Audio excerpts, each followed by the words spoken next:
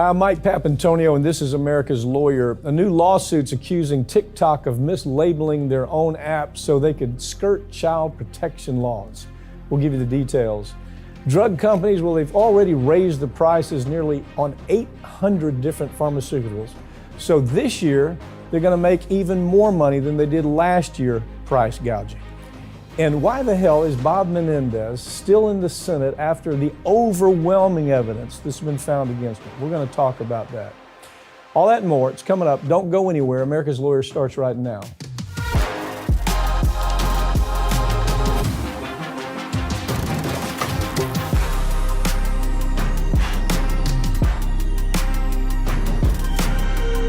State attorneys general are accusing the popular app TikTok of mislabeling and misrepresenting the safety of their own app in order to get around laws designed to protect children from harmful content. Now they're getting sued. I've got Ring of Fire's Farron Cousins with me to talk about it. You know, I think this is, as I read this, it's like, it's going to be a stretch. I think it's going to be a stretch. Unless there's the specific, well, they've got some specific consumer fraud acts, laws there in the state. Maybe they can rely on that, but you know, TikTok's no worse than any rest of them, man. Well, that's what's so interesting to me about this lawsuit, because you got the Iowa Attorney General, and they came out and said, listen, TikTok says that it is suitable. The content on there is suitable for children 12 years of age and up. The Attorney General comes out and says, well, not so fast. There is nudity, there is drug use, there is, profanity, all of these things that otherwise, if it were in a movie or a TV show or in music, this would be regulated and you would have to say that, no, it's not appropriate for age group. Same thing with video games.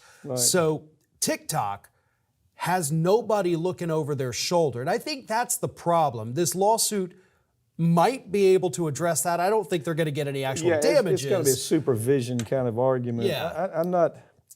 Okay, so, but really, what about Google and the people that ultimately are at the top of the food chain? Don't they have responsibility here? I mean, if this is really a lawsuit, I mean, the women dancing provocatively, thong bikinis, button crotch shots.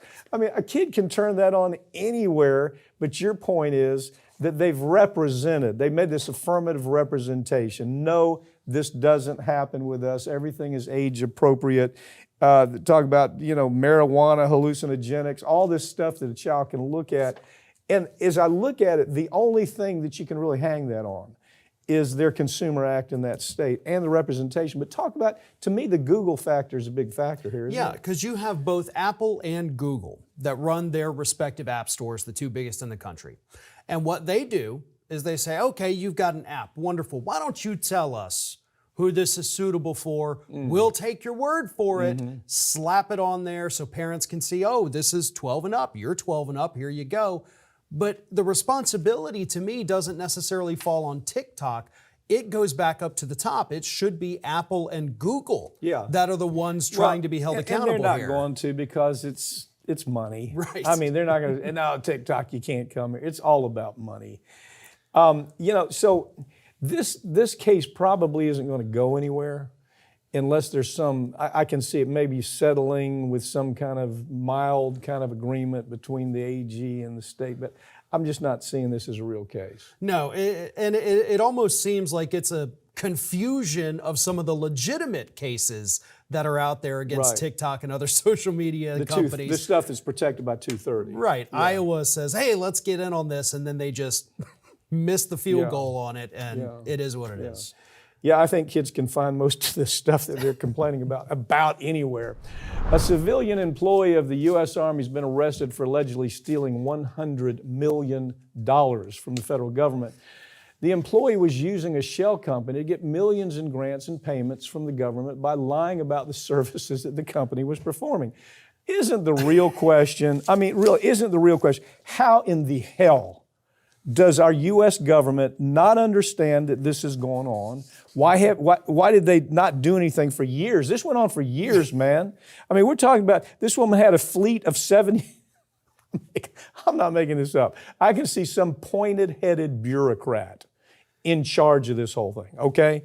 And while this is going on, let's say it embezzled real estate, 31 individual properties, a 3.1 million estate in Maryland, 58 acres, with a 55-car garage that had a fleet of 78 vehicles, apparently, everything from Ferraris to Mercedes to Chevy Chevelles. What the hell? I mean, how does she get away with it? Because we have a bunch of dunces in charge of regulatory here. Right. $100 million, Farron. This was the better part of a decade that this scam was carried out. $100 million. Nobody in the office apparently noticed that she's driving a different car to work every single day. But here's the thing. She had this group that was called the Child Health and Youth Lifelong Development Entity. Mm-hmm. And it says, hey, look, we're going to take the children of military service members and I'm going to help them with stuff. And the military says, well, we like stuff. We like kids. What was the stuff? When I read it, I didn't even figure out what the stuff was. I don't know that she ever told anybody. But she says, okay, so let's give lots of money to my organization. Write me checks every year. To help children with stuff. Exactly. Yeah. And so they did. Yeah. And instead of this being a real group, obviously she spent the money on the cars, the homes, the real estate, jewelry. I mean, just taxpayers bought all that. They did. Okay, because you've got a dysfunctional bureaucracy that is, especially if it's attached to the military at all, it's dysfunctional. That's why we gave them $1 trillion basically this year, so they could do this kind of thing. But this story to me, this is a little different. But you're constantly reading about. I mean, American taxpayers are totally fleeced on this, but we didn't have any control of it. There's some things you do have control over, and this, as I was researching this, Black Lives Matter stole $20 million over a period of time. 10 million in one tranche, European another 10 million. You've got GoFundMe. GoFundMe is it's a situation to where, do you remember the story, the Johnny Babbitt story? Yeah. Johnny Bobbitt. That's where a fellow was. Okay, so he was supposed to be a veteran who was homeless, and the story was that he gave $20 to this woman that didn't have any money to buy fuel. It was his last $20. So they get online and they start the GoFundMe thing, right? Well, we all want to help, right? $400,000 stolen in a scam. It wasn't real. And if you look at some of the ways now here we didn't have any control over, right? This is the Army. This is the government supposed to be watching $100 million. It doesn't make any difference because they're paid $1 trillion by the White House and our Congress. So, but these stories like GoFundMe, there's stuff we can do. Due diligence. Now, GoFundMe says, well, we only have about 1% of these scams that take place. I ain't believing that.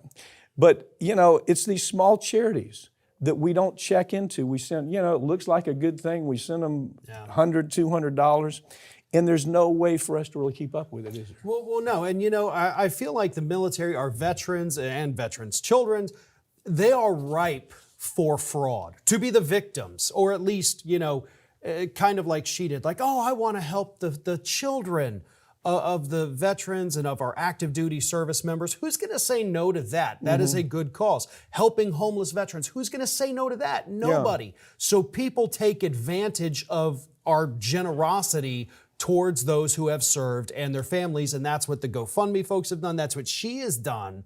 And it unfortunately, taints the whole system. Well, okay, I talk about Black Lives Matter. It was a reasonable organization that wanted to do some reasonable things, right? But then the leadership, it's not rank and file. It's leadership that, at least in one instance, we know $10 million came missing, buying things like houses and all. And so we want to do the right thing, but we don't. It's almost to the point, unless we really do due diligence, we're going to be a victim to this. I mean, I always see stuff on GoFundMe that I want to give to, and I think you have to do that extra thing, and you have to check it out. What is this? That Bobbitt story is horrendous. Yeah.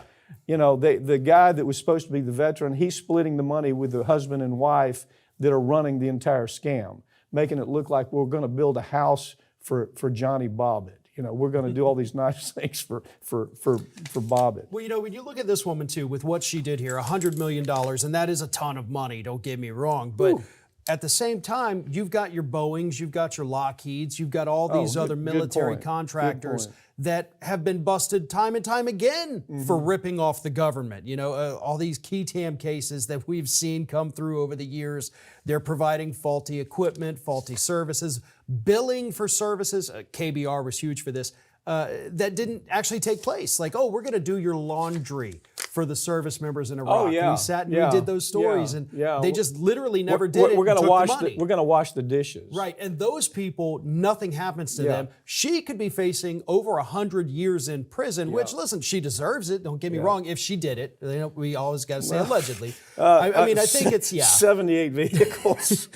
You know, come on. But why did nobody in the office notice that this woman who makes the same amount that they do, like, wait a minute. Oh, you're driving a Ferrari today. Where'd that come from? I mean, it's just kind of basic. So somebody in that office had to have known something was up. So I think this story's a little bit bigger as time goes on. It is We're bigger. going to find some other bad apples that helped her with this. You have $1 trillion that the government says, here, Pentagon, here, you know, U.S. Army, here's your money.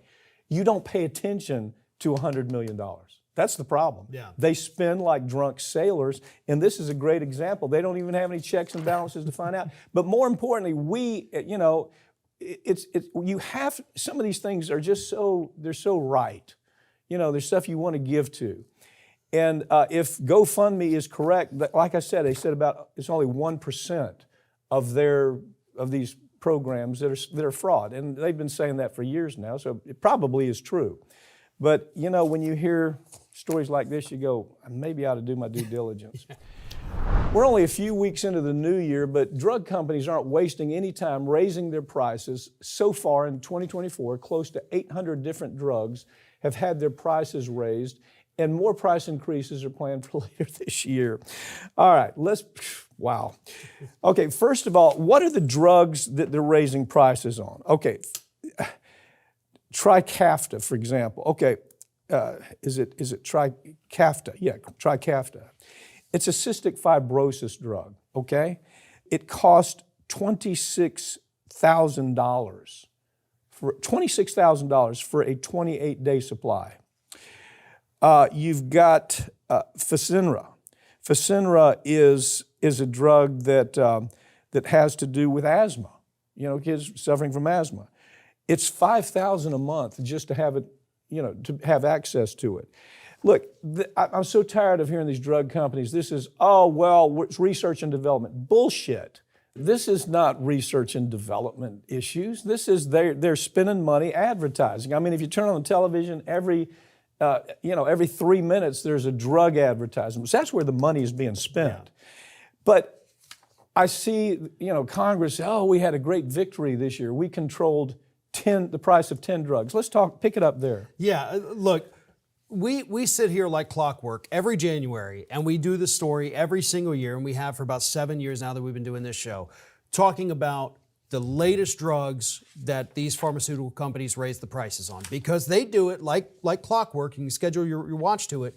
They raise the prices every single January. Now, what most people don't pay attention to is that they do it again in June or July. They make the big headlines in January for about a day and a half. Everybody forgets about it. They're going to do it again middle of the year. They do it every year. You and I have been following this long enough. We see the patterns emerge here. And people may think, okay, well, look at some of these prices. They're only raising them 4% here, maybe 6%, some of them 10%. But when you do that every single year, that 4 to 8 to 16, we are talking about in the span of less than a decade, the prices of these drugs will be 100% more than what they are today. Right. Because they can get away with it and nobody's stopping them. This year it's 10%. Yeah. Okay. It's usually 6%, 5%. This year it's 10%. They're just going for it. And we don't, U.S. government, here's their argument. Well, it's okay because insurance pays it. Well, really? That's the whole problem with the healthcare system. Let's just pass it on the insurance company, they're going to pay it. And with PBMs, we've talked about before, there is no way to control this. PBM is, it's just almost like mobsters moving into the pharmaceutical industry. That's what a PBM is. It is absolute mobster quality kind of work. And we've got several cases pending against PBMs right now. Most people don't even know what a PBM is. Talk about that a little bit. Yeah, the pharmacy benefit manager, we've discussed it, recently. And what they do is they kind of act as the middle person between the pharmacies and the insurance companies, as well as the drug companies. But what most people don't understand is that these people get a cut. Right. Whatever we can increase the price for the consumer, I'm going to get a kickback on that. I'm going to get these rebates. I'm going to get more money. So if I raise your prices, and they're also bullies. So not only do they have, a hand in the price gouging, they also go to the insurance companies and say, listen, you have to cover this drug and you cannot cover this drug. Yeah. If you do this, bad things will happen. If you do not play ball with us here, bad things are going to happen. So they're just, it's one of those things I can't imagine going home at the end of the night, like you talked about with the defense lawyers, and saying, oh, wow, you're not going to believe it. I made these poor people, now they can't get their cancer drugs. I doubt more than 5% people watching this right now even know what a PBM is. Right. There's no reason they should. But it's this hidden little deal that was created at first to let's have something to watch over the drug industry, to where control. Then the drug industry captures the PBMs. And it's all they call it rebates. It's payoffs. If you put my drug on a formulary list, I'm going to pay you off. That's what it is. It's a simple, matter of fact, I'm writing a book about it. It's a fiction book. It'll be out next January. But it's about, and the whole theme of the book is there's an Irish mob coming in to take over the PBM business. And all they're saying, well, all we're doing is displacing Wall Street. Because that is absolutely the truth. Yeah. It is a corrupt system that we have let stand now for decades and nobody will do anything about it. Most people have no clue why this happens. Why are these drug prices able to go up like this? And part of it is the PBMs are involved in it, aren't they? Yep.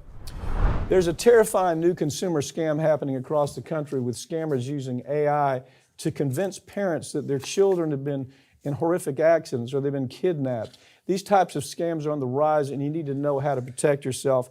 It's one of the ugliest scams I think I've seen in a long time. They're able to rip, if you have a voice, anytime they can get your voice on a video or anything like that, they rip that voice, they create the words they want, they make it sound like your child or your mother, your father is in distress, send money now to help them, right? Yep. Didn't this happen to you? This actually did about 2 or 3 weeks ago. This exact scam, the one talked about in this article here, happened to me. My wife got a phone call in the morning from allegedly our son, who had been in a horrific car accident, injured a pregnant woman because he was texting and driving and ran a stop sign. Right. So the public defender, allegedly, gets on the phone with my wife and says, look, you got to send me $15,000 because we got to get him out of jail. That's how much it is to get him out, and I will represent him. And she did talk to our son on the phone. He was crying, and he said his voice sounds a little weird because he broke his nose in the accident. So she heard a little bit like, okay, well, it definitely does kind of sound like him. And if you factor in, oh, well, he's got a broken nose, so yes, it's definitely him. After a little bit of digging, I mean, obviously, I know a lot of lawyers, so we're looking into it. We're trying to find the arrest records because they update in real time here in Florida. We couldn't find anything. Yeah. So eventually, we realized, through some more digging, that this was a scam.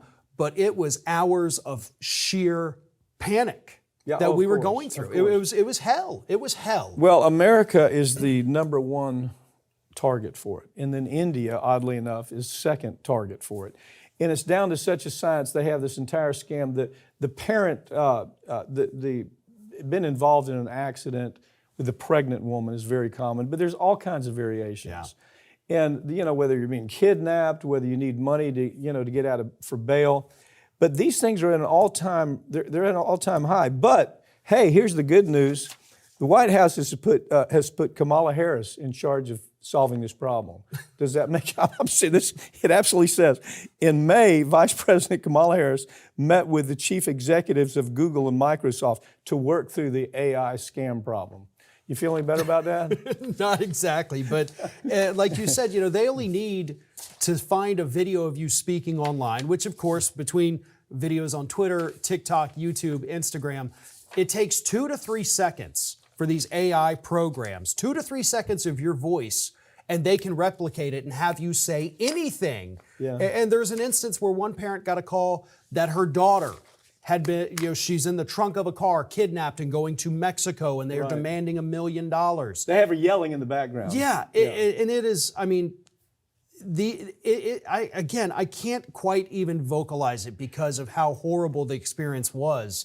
And to think that some people are getting it even worse, like I'm being kidnapped, where people are going to have heart attacks because of this. I mean, this is insane that this is even happening. One way to protect yourself is to have key words. You know the key word, I know the key word, your child knows the key word, everybody in the family knows the key word. And that key word is something that if you don't hear the key word, you know it's bullshit. And you hear it a couple of times, you certainly know that it's total bullshit. So the point being, there's ways to protect yourself, but this is going to get a lot worse before it gets better. It's going to come down to the more sophisticated AI. You're going to have videos, videos of this child. Looks like they're wrapped up in rope, being carted off to Mexico or Saudi Arabia, wherever. And so I don't see a quick solution to this. But one way you can protect it is to have those key words that everybody in the family knows. And then once you hear that, and the other way, there's ways to track it and stop it. And it just takes a little bit of research to figure out how do you get these folks. Yeah. A lot of times it's people just right in the neighborhood. It's somebody right around you who knows enough about your life to know the things that you're going to react to. Democrat Senator Bob Menendez is still serving in the Senate, even though the evidence against him is absolutely crazy overwhelming. And his criminal conviction is going to be an absolute. This guy's going to be convicted. The question is, why have the Democrats stopped calling for Menendez to get the hell out of the Senate? He's a friggin' thug. He's a criminal. This is his second run down the road as being a criminal. The first time he wasn't acquitted. It was a hung jury. Yeah. They simply couldn't decide. But he got away with that. And so the Senate is saying, oh, well, he's not such a bad guy. We had to wait till. Well, what's the comparison here? I mean, look, what's his name? The crazy Republican? Santos? Yeah, I mean, look, Santos, although Santos did survive, I think, 3 expulsion attempts before he was finally expelled. Maybe it was 2. But once the report actually came out and it said, look, we have determined beyond a reasonable doubt this man did this, everybody in the House got together and said, all right, screw this, you're done. Menendez, the evidence and the things he is accused of are so much worse than what Santos did. The photographs, they've released the text messages. The evidence is available. I mean, I know. Oh, you go online and see the gold bars, the money, and stuff down in his jacket lining. And so, look, again, all of this is alleged against him because nobody wants to get sued. Well, I'm saying he did it. I'll tell you what, if he wants to sue me, he did it. There's no question the guy did it. But I don't disagree with you. But we're looking at a situation here where these Democrats in the Senate are more concerned about power. They're more concerned about his maybe fundraising ability, his connections, than they are about actually doing the right thing here. And the right thing is to get him out of Congress. And so far, the only consistent voice is Fetterman. Fetterman's the only one who still says, he has enough courage to say, what more do we need to know? Right. Fetterman stands up and says, even the voices that you would expect to come out and say, Bernie Sanders, what a disappointment. Yeah. I mean, Sheldon Whitehouse. All these folks you're looking at, you're saying, really, you know better than this. And all it is it's just another, what is their approval rate? 15%? Is it past 20% right now? God, no. I think it's 12 to 15% approval rate for the Senate. And so people wonder why. Well, God, it's sitting right in front of you, man. Well, look, I'm obviously super plugged into the online left community. We mocked Republicans relentlessly when they refused initially to call for Santos to get out. Yeah. We all did videos on it. Where's everybody on this? You cannot have it both ways. You cannot pretend that Santos, was evil and horrible and had to be removed and then say, well, let's let it play out for Menendez. You can't. You have to take off the blinders every now and then. There's no differences. Right. There's absolutely no difference. What he did is much worse. Oh, yeah. Not only stealing millions, the foreign agent issue, the tax evasion issue, the theft. How do you end up with stacks of gold bars under your bed? He abused the power of his office, put the United States potentially in danger. I mean, that's how serious what this man did. He shouldn't be allowed to be near the Senate. How about this? Senator Michael Bennet of Colorado. This is what he says. I'm not so sure there'll be any role for the Senate to play here. What's the role of or Ray Lujan from New Mexico? Well, it's up to the voters in New Jersey. They'll make the determination. Those are the same things Republicans said when they were defending Santos, and it was ridiculous then, and it's ridiculous now. Yeah. Well, I love this one. Well, he's charged, I'm making this up. He's charged, Blumenthal, by the way, who I'm a big fan of Blumenthal, but he's charged with things that are so extraordinarily bad and serious that we can't make a decision right now. I mean, it's so bad that we can't make a decision. Like his exact words, he's been charged with extraordinary serious felonies. So because of that, we're not going to do anything. I mean, that's basically what they're saying here. Like, it's so horrific. We don't even want to talk about it. You know what I'm interested in it? I love these, they're just so, they can't help themselves. They're so Democrat or they're so Republican. They can't even think outside that tiny little headline box. I'm interested to see the reaction to this. There'll be a defense. It'll be as ridiculous as this. Yeah. But they'll type in with their comment, I can't believe you're overreacting. I'm in that, And they'll give us some ridiculous reason why this is different than Santos. It's not different. It's worse. Yeah, he's looking at a lot more years in prison than Santos is. Thanks for joining me, okay? Thank you. That's all for this week, but all these segments are going to be posted right here on this channel in the coming week. So make sure you're subscribed to this channel. I'm Mike Papantonio, and this has been America's Lawyer, where we tell you stories every week that corporate media won't tell you because their advertisers don't allow them to do it. They say, if you tell the story, we're going to cut back on advertising. Or their political connections are so Republican or so Democrat that they don't want to say anything that's going to cause any harm to their parties. It's that tribal. But you know what? Around here, it doesn't make any difference. We're going to call balls and strikes. We'll see you next time.